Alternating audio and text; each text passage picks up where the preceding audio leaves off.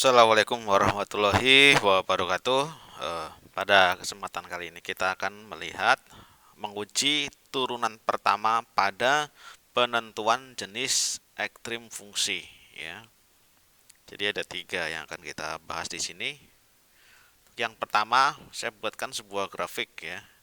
Kita buat sebuah grafik. Nah, di sini grafik ini akan melihat kita bisa menentukan di mana letak titik ekstrimnya, itu kan seperti apa jenisnya itu. Ketika grafik fungsinya dia seperti ini, saya buatkan melengkung ya ke bawah ya. Nah, maka kita akan mendapatkan nilai fungsi tersebut ketika dia naik gitu kan. Nah, saya buat di sini. Ah, di sini ya. Maka dia naik gitu kan. Naik gitu kan. Kemudian ketika di ujung di sini, maka dia adalah diam. Gitu ya. Diam atau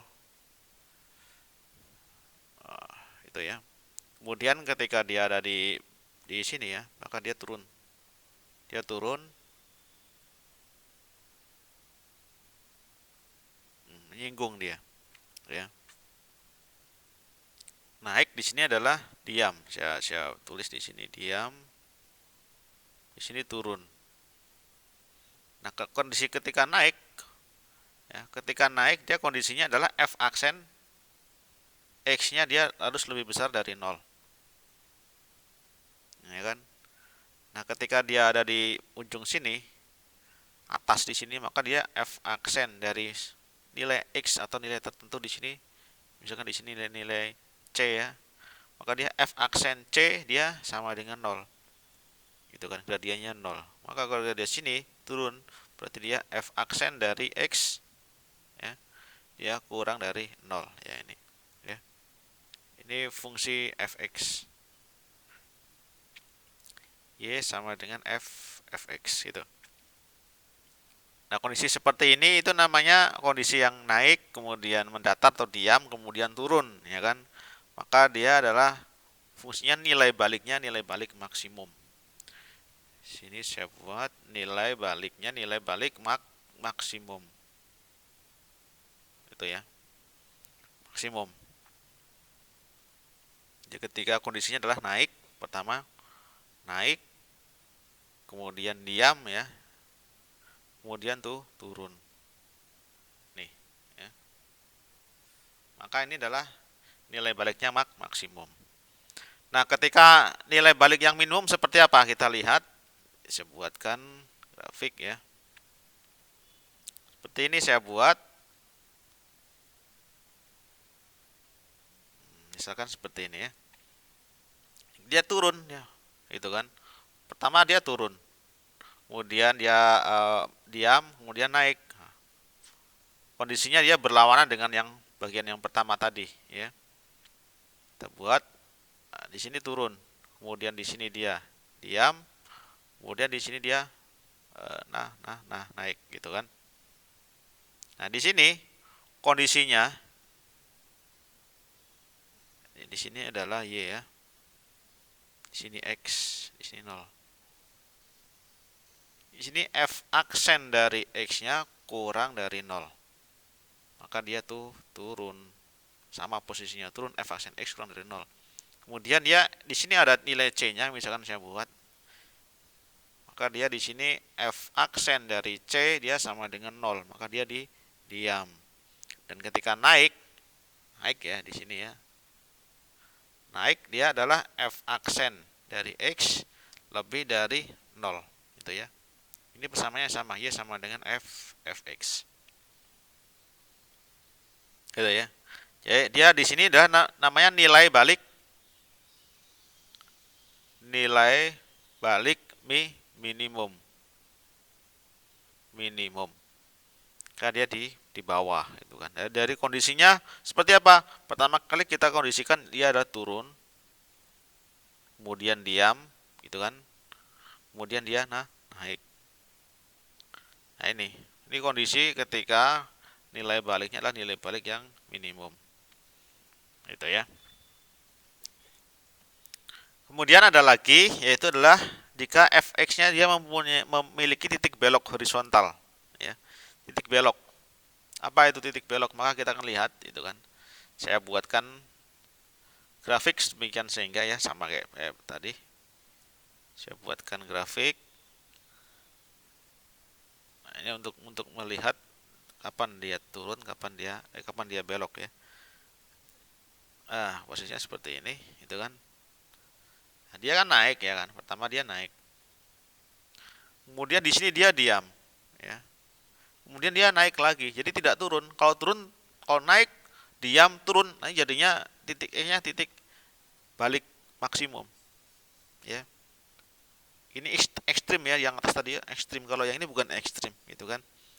Maka ketika dia naik, gitu kan, seperti yang tadi f aksen x lebih dari 0.